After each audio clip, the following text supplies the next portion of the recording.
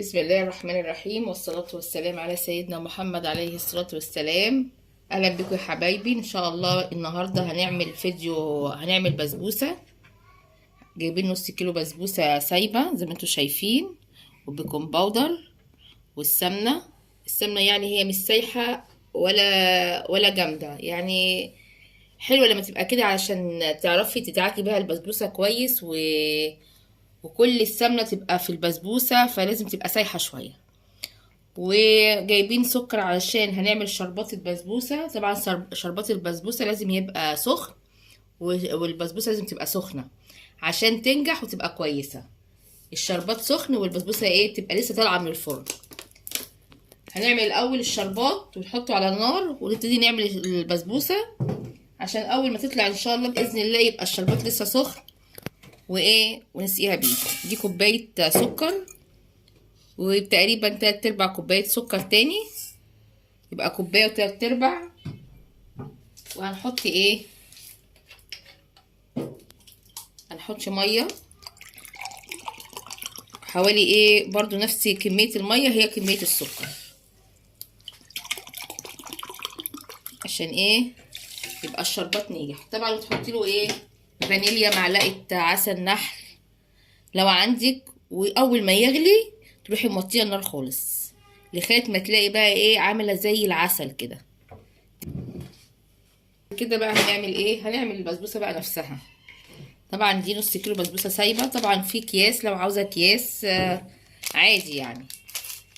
ممكن تحطي جوز هند وممكن ما تحطيش. انا مش عاوزه احط جوز هند، انا هحط بس البيكنج باودر اهو زي ما انت شايفه كده.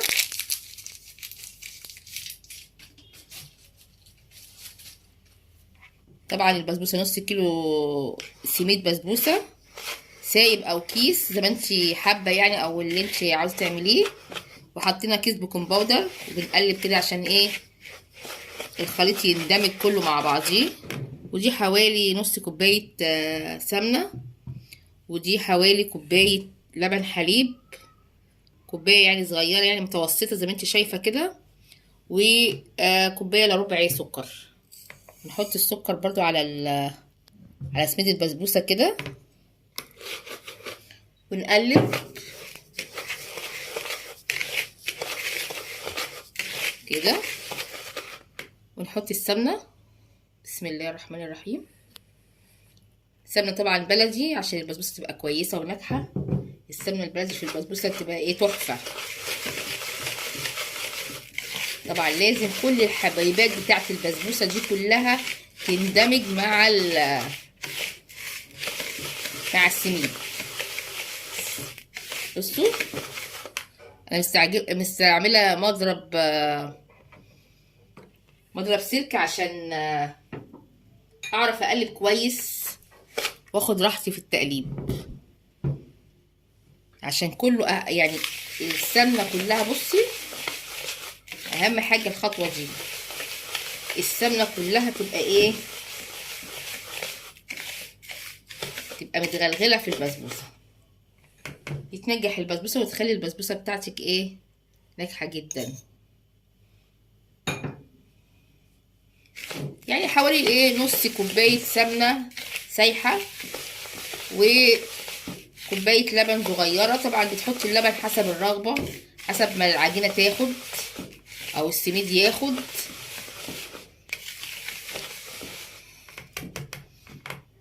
نبتدي بقى نحط بقى اللبن شويه شويه. ولا خدت الكوبايه كلها؟ خدت ما خدتش ناخد على قد على قد البسبوسه ما تاخد، السميد ما ياخد، عشان تطلع معانا متماسكه وتبقى كويسه. طبعا احنا نراعي اللي ما نعملهاش طريه قوي، عشان لسه هنسقيها في الشربات، فتبقى زي بره كده الحتت متماسكه وحلوه. كل ما نعوز نحط.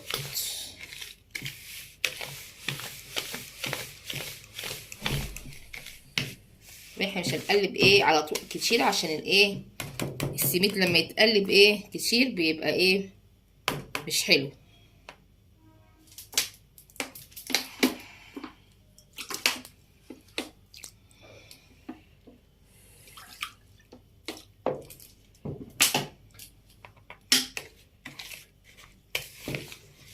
كده، تحس ان ايه، بس كفايه قوي كده قوي. نبتدي بقى ايه شويه كده بايدينا.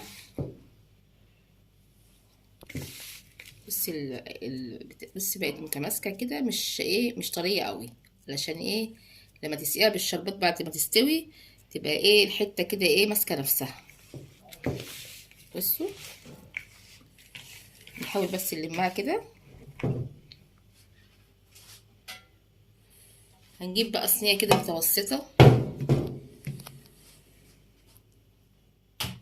صينيه متوسطه زي دي كده، وايه نحط فيها الخليط كله. بسم الله الرحمن الرحيم. اللهم صل وسلم وبارك على سيدنا محمد، صلاة تتفك بها الكرب وتحل بها العقد، صلى الله عليه وسلم.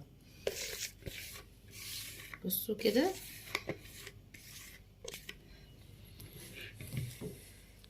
كده. بسم الله الرحمن الرحيم، والصلاة والسلام على سيدنا محمد، صلاة تتفك بها الكرب وتحل بها العقد. نحاول بقى نوزعها كده بايدينا كده، نخلي ايه كل احنا عملناها في صينيه متوسطه عشان ايه الخرطه تبقى لما ايه تيجي تقطعيها تبقى الخرطه كده ايه عاليه كده وحلوه، منفوشه كده وحلوه.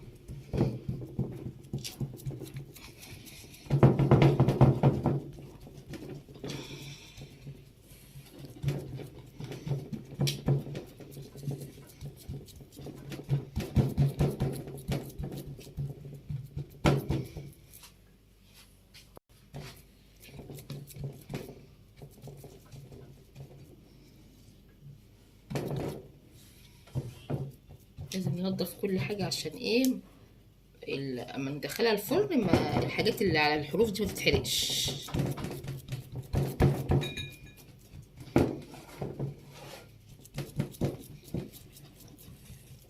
خلي كده الصينيه كلها سوا واحد، علشان ايه ما تبقاش حته عاليه وحته واطيه. بسم الله، الله اكبر. كده بقى ايه هنولع الفرن ونحطها، والشربات هيبقى على العين بتاعه البوتاجاز، عشان اول ما تستوي الشربات يبقى سخن وهي سخنه، ونسقيكم ان شاء الله باذن الله الشربات قدامكم ونقطعها. بسم الله الرحمن الرحيم، والصلاه والسلام على سيدنا محمد. الصينيه زي ما انتم شايفين طلعت من الفرن، حطينا عليها بس شويه جوز هند كده هو في النص كده اللي حابب يعني. طبعا انا مش عارفه اقطعها دلوقتي عشان هي سخنه، بس بصوا بصوا جامده ازاي، بصوا عشان احنا اصلا لما جينا نعجنها ما خليناهاش ايه. اقطع لكم طب حته كده هو نشوفها مع بعض، حته صغيره. نقطع كده. بسم الله الرحمن الرحيم، بسم الله الرحمن الرحيم، زي التورته كده، سمبوكسات كده ايه صغيره كده. طبعا هي كل ما تهدى كل ما ايه تبقى اسهل في التقطيع وفي الايه ان انت تقطعيها براحتك بقى وايه، بس هي عشان سخنه لسه مطلعاها دلوقتي من الفرن. بسم الله الرحمن الرحيم.